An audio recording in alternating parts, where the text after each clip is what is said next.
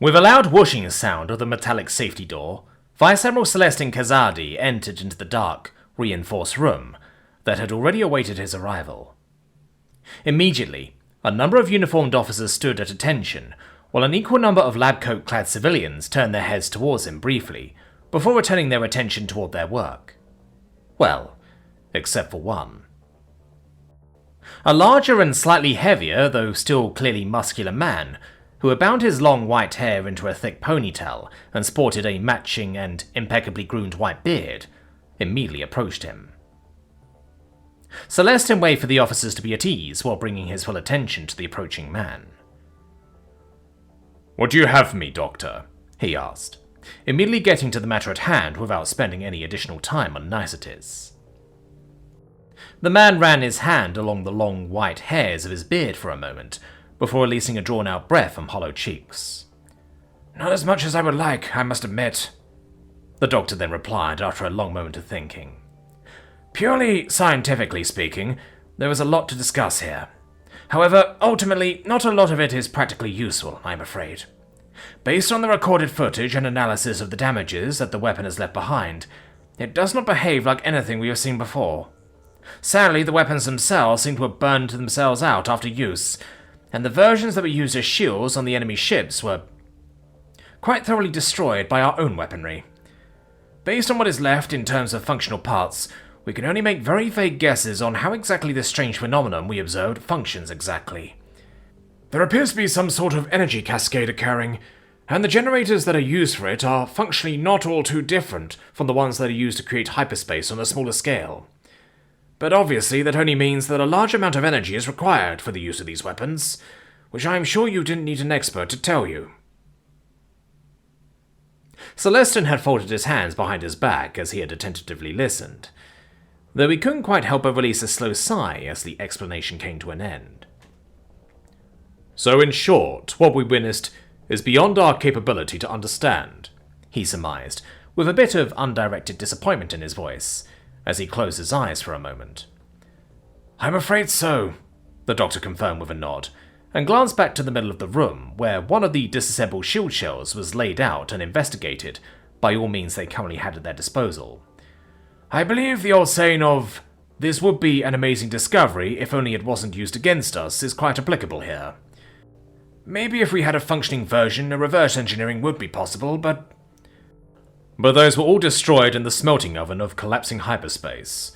At least all the ones we know of," the Vice Admiral confirmed. Briefly, he reached up to rub a slightly cold hand over his forehead and temple. "I doubt the diplomatic route of asking to be handed one for study will work either, unless the High Matriarch's sudden change of heart turns out to be genuine, against all odds." The doctor briefly aired out his slightly straining shirt at that, pulling at its collar for a moment.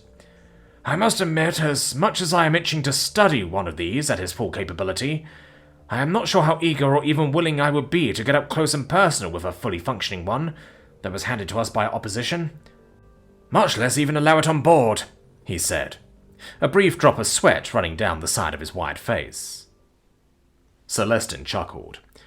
"That's because you're a smart man," he replied, before his gaze wandered over to the disassembled shell as well.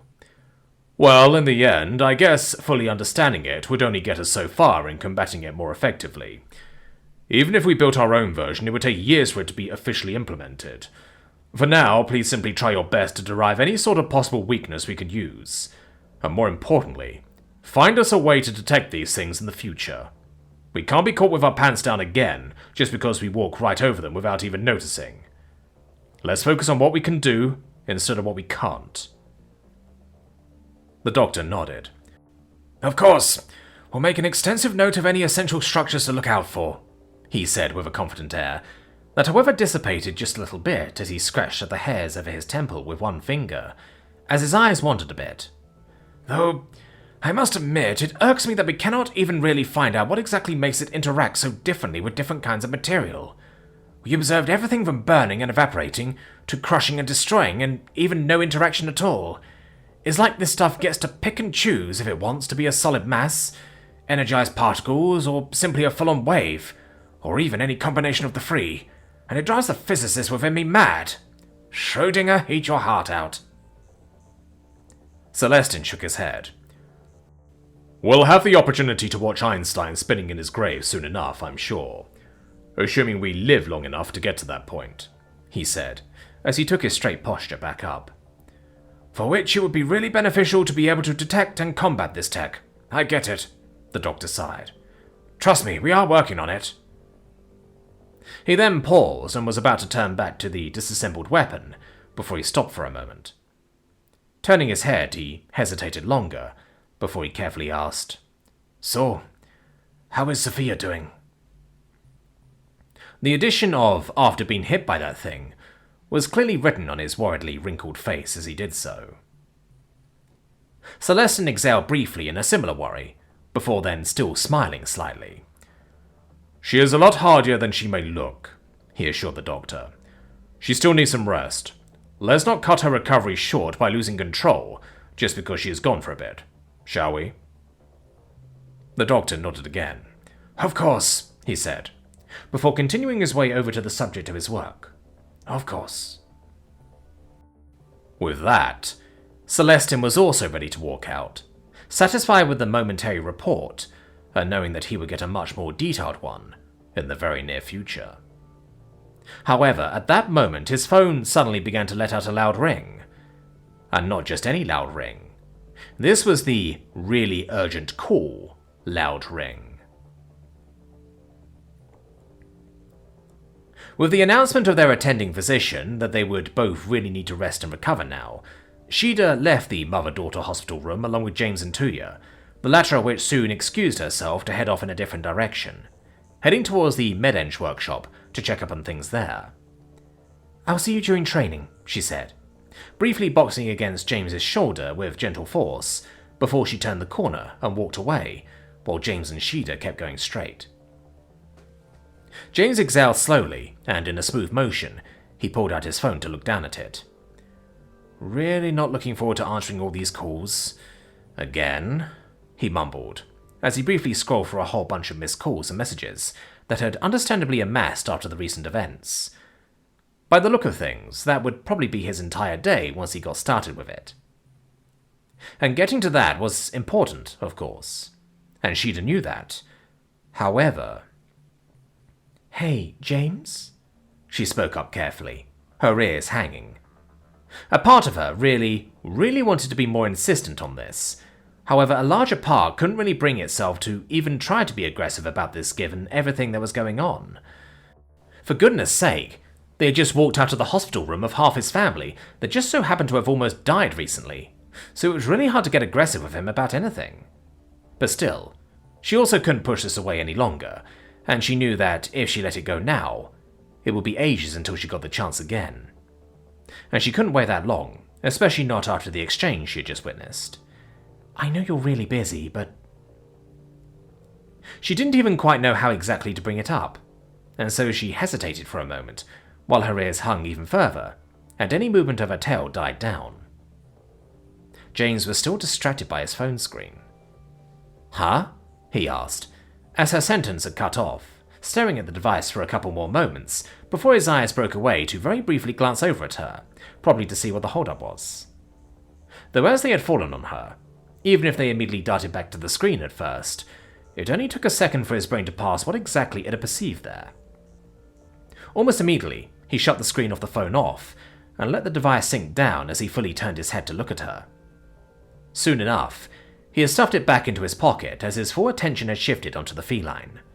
Right, he then said, with a very awkward chuckle that definitely had a lot of barely-hidden shame concealed underneath it.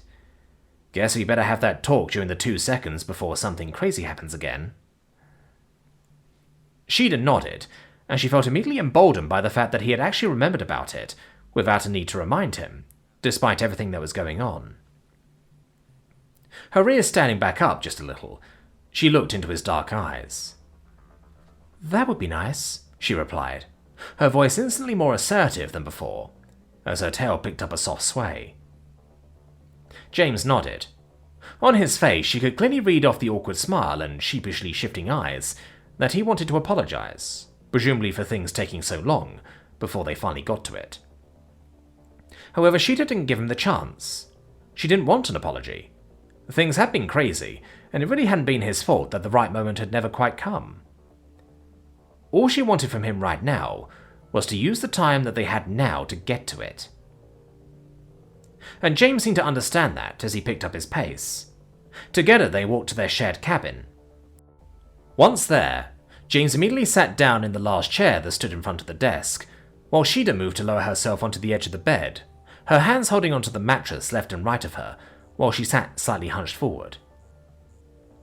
As she looked up at him, James gave her a reassuring nod.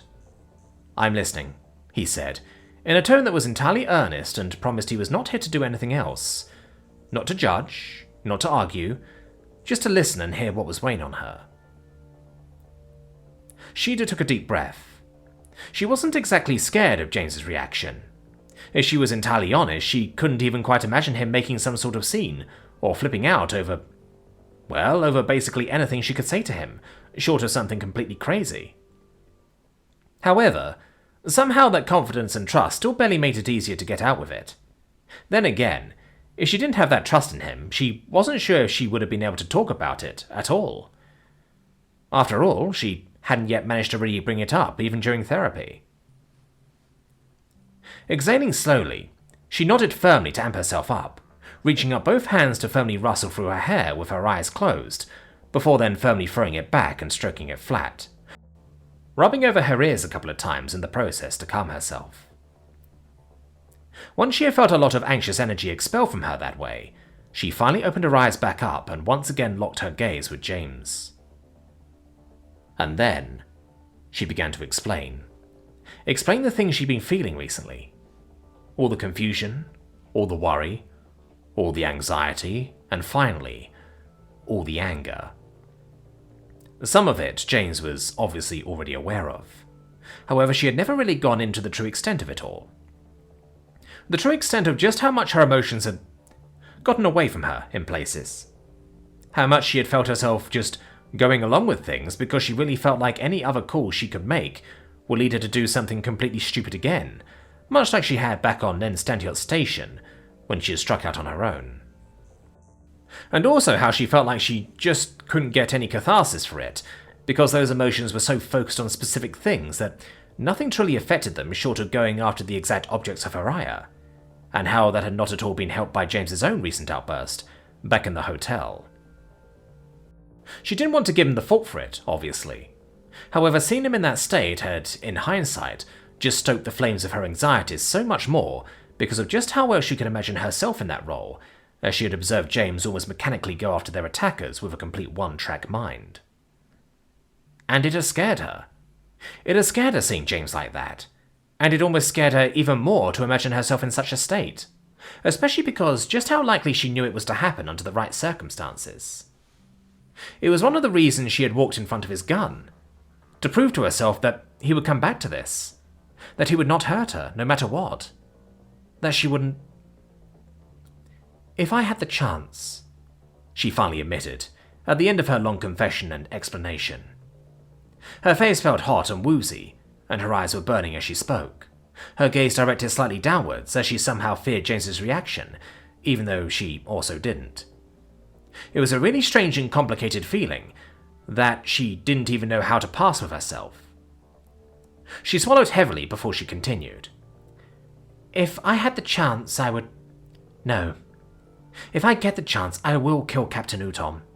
I know I will try to, no matter what. And short of you jumping in front of my gun, I'm not sure if anything could keep me from going through with it. But at the same time...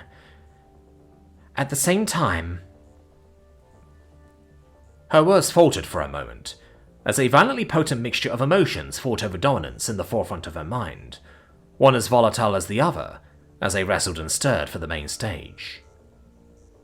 Eventually she released an almost sobbing breath as she wanted to slump down into herself. However, instead she forced herself to look up right into his eyes, wanting to see his attention for every moment of it, as she finally forced herself to get the sentence out that she loathed herself for saying. "At the same time, I don't think I would survive it if I actually did it," she finally brought out, speaking a thought into existence that she hadn't even allowed to fully form in her mind before. She didn't want to admit it, but damn it all, it was still true. Every time she thought about the captain, every time he so much as vaguely came up, she was so angry, so incredibly furious, so indescribably filled with wrath that all she wanted to do was to tear him apart. Genuinely so. He had done so many horrible things that that was the only thing she still wanted to do to him. And yet... I promised myself to be done with him so many times, she continued, while her gaze bored into James's dark eyes, which looked back at her quietly, with a gaze that showed compassion, but not a whole lot more for the time being. Every time I saw him, I promised myself that that was it, that that was the mark and the tree, that I finally rid myself of him. But every time that I think about it, every time I imagine what would be if I actually did get to him... She had to pause again, and from the depths of her chair she released an almost primal and endlessly frustrated sound, as she grabbed her hair with both hands as she threw herself backwards, no longer able to stand James's gaze as she stared up at the ceiling instead. She had kept this in for so long, made herself smile, forced it down with so much effort. Why was it so hard to let it out now? With her hands still tightly grabbing her hair by the fistful, her eyes stung from the bright light of the lamps overhead shining directly into them. Well, at least she told herself that it was only because of that. "It breaks my heart," she finally brought out, her voice a lot more breathless than before after its brief derailment. Somehow, just finally saying it seemed to change something within her. She didn't know if it was relief exactly. It didn't really feel all that much like it. However, at the very least, her heart didn't hurt quite as much anymore after getting it out. Still, she covered one eye with her hand and rubbed it firmly as she groan-sighed. "It's so pathetic," she said, much more quietly, honestly almost like she was speaking to herself and no longer to James. "My whole mind is screaming at me to rip him to shreds, so much so that I can barely keep my claws in. But while it does, my stomach cramps and my heart goes on strike. It doesn't tell me I shouldn't do it, but it tells me that if I do, it will never let me forget it. I don't think I could keep myself from doing it, but I also think I could never forgive myself if I did, and that after everything he did, after he's so long past deserving any sort of hesitation, any sort of roof..." She rolled her head over, pressing half of her face down into the sheets, while barely keeping her uncovered eye open. "Just recently, I had to kill people for far less than he had done," she mumbled into the mattress, thinking of the ship she shot down without much emotions behind it. "Just recently, I had to kill people for far less than he had done," she mumbled into the mattress, thinking of the ship she shot down without much emotions behind it. "So how can he be the one to break me like this? How is that fair?" She didn't say any more after that. She didn't know what to say. It was like she had said. She had promised herself to be done with that man so many times, and every time she had truly thought that she was for a moment, had told herself that she was done with him every time, and yet here she was. A pathetic kitten who just couldn't let go of the one who had wiped her face. The room was quiet for a long moment, as James didn't say anything at first either. The kind of silence that spread made it seem like he didn't know what to say. Though, eventually, she felt the mattress depress a bit as a weight sank down into it, not far from her. James released a long breath that got close to being a sigh, while never fully crossing into that territory. "I wish I could tell you," he said, his voice filled with nothing but sad and honesty. His tone alone gave away that he didn't have any of the answers either. Carefully, his organic hand lowered itself onto the exposed side of her head and hair, and he very gently ran his thumb across it in a soothing gesture. "This," he started, but almost immediately broke off again as his breath stopped for a moment, though he then quickly caught himself again as he continued like nothing had happened. "This shit is just complicated." It was so glaringly obvious that he wanted to say something more reassuring, but simply couldn't find the right words. On the one hand, it was disheartening to Sheeda. She really wished that he would have simply said something to make it all better, to make it all make sense, to get her out of this stupid, childish attachment that she had dragged around with herself for far too long and allowed her to really feel like herself again. However, on the other hand, there was also a spark of something in there that made her feel a lot better about having finally been able to talk about this with him, and that he clearly wasn't willing to lie to her, and he also seemed to get it, at least a little bit. There wasn't an ounce of dismissal or anything similar in his voice. As his thumb rubbed along her hair, she inadvertently began to feel a purr emerging from the depths of her chest. It was utterly ill-befitting of the way she felt at that moment. However, her conscious mind had absolutely no control over that part of her natural expression, and so the noise simply escaped all on its own, as James tried to comfort her. After a few moments of that, she exhaled again and cleared her throat so she could speak at all. "Do you think it makes me a bad person, not wanting to kill him despite everything?" she asked.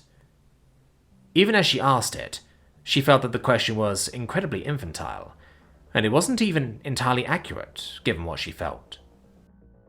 Still, she couldn't help but ask it. Shouldn't it be easier after everything he's done to others? To me? Shouldn't I just be able to let go? James's gentle motion stopped for a moment, and she could feel his fingers curl, pressing more firmly against her head as if he was just holding back from closing the hand to a fist. "I don't think you can be a bad person for not wanting to kill someone," he eventually replied, in a clearly forcefully calm tone.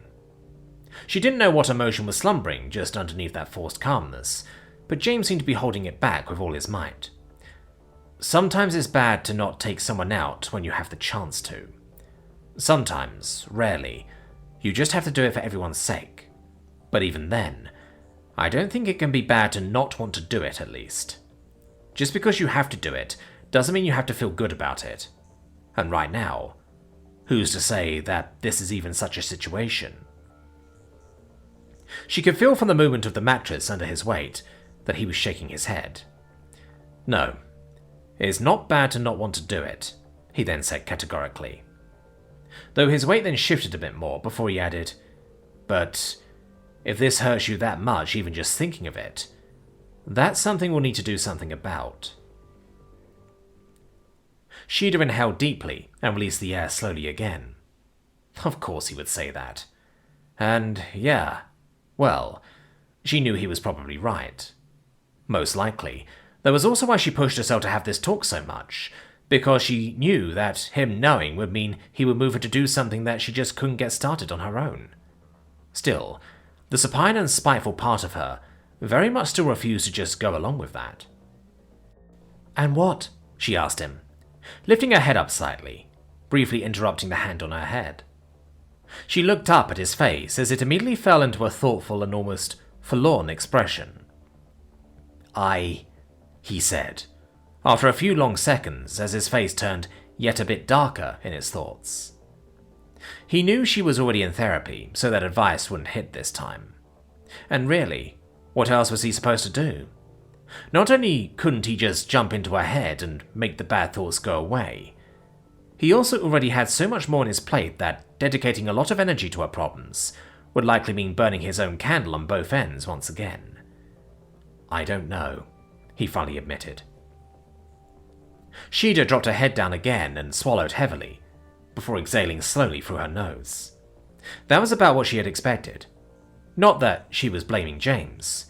He couldn't work miracles, and he wasn't responsible for magically repairing what had, in hindsight, been broken for a very long time, even if she only slowly unraveled the extent of it, gradually. This was something she would probably just have to find a way to deal with.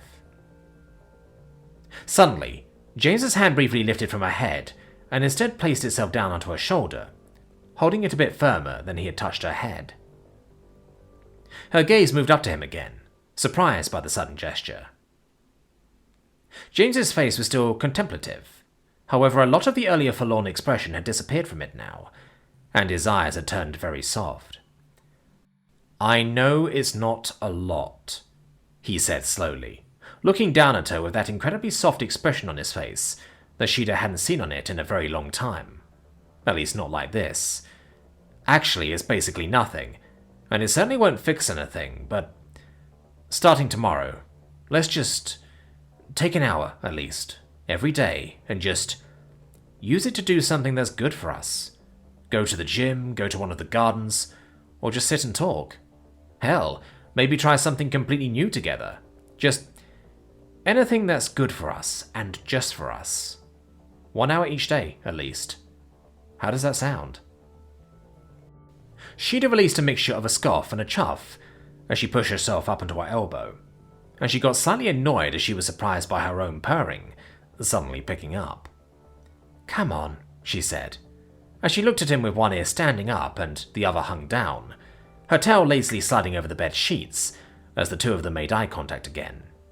"You don't have any time for—" "I don't care," James said firmly, interrupting her. She'd frowned a bit and sighed. "James," she tried, though suddenly his other hand came around and placed itself on her other shoulder as he twisted his body down to come really face to face with her. "I mean it. I don't care," he said with conviction. "I almost died recently. We almost died. I almost watched my sister die. My mother lost a leg after being blown up. Moore had to kill someone just to stay alive, and you were suddenly dragged into a space battle that killed thousands of people with a clash of war-warping superweapons. And all I could do was sit in a safe room and wait it out. I don't care how busy I am. I don't want to spend my time in between all this crazy shit with just stressing myself out over work and politics anymore. He paused for a moment, as he needed to take a breath, having expelled so much air as he talked that he winded himself momentarily. "I can't do this by myself anyway. I always knew that, but I let myself get sucked into it so much that—" he began, but stopped there and shook his head. "When something this bad happened, right at the moment, I decided to let go for just a night. I told myself I was horrible. I thought it was all my fault for being so selfish to think that I could just slack off while there was still so much to be done, while there still was so much danger out there. But then I started to imagine," he went on after a moment, and a stream of tears started to flow down the left side of his face. "I imagined what it would have been like had I not done it. Had I not allowed myself to relax that night. The attack would have still happened, and what if something had happened to you, and the last thing we did together was just nothing? Just stress and frustration and anxiety before falling into bed to wake up and do the exact same again." He lifted his arm to use his sleeve to dry the tears from his face. "If something happens to either of us, I don't want it to happen while knowing that I became a terrible partner," he finally admitted, fully. "I mean, just look at how long it took us to have this one damn talk. How can I pretend to want to solve the problems of the entire galaxy when I can't even listen to those right next to me?" As she listened to his explanation, Sheeta's heart simultaneously stung and beat a lot harder the more words of his explanation sunk in with her.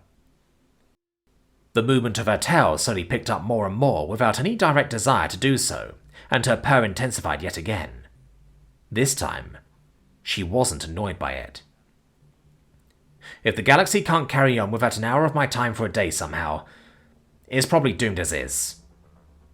James finalized his words and rubbed his sleeve along his eyes one more time, before combing out some of his hair out of his face. "So I'm serious. Before either of us dies just going through the motions, I want this. I want to, at the very least, use an hour each day to show how much I love you. Because I have done that far too little recently, and honestly, you deserve far better. It's not going to fix either of us, but I think it will at least be good for us. And even if not, at least I won't have to hate myself for the way I treated you." She'd blinked at him a couple of times. Her ears twitched again. Once again, two emotions were resting within her. On the one side, there was her duty, and the part of her that knew that she was by far not the only one who needed James, which was something that she truly understood. And on the other side,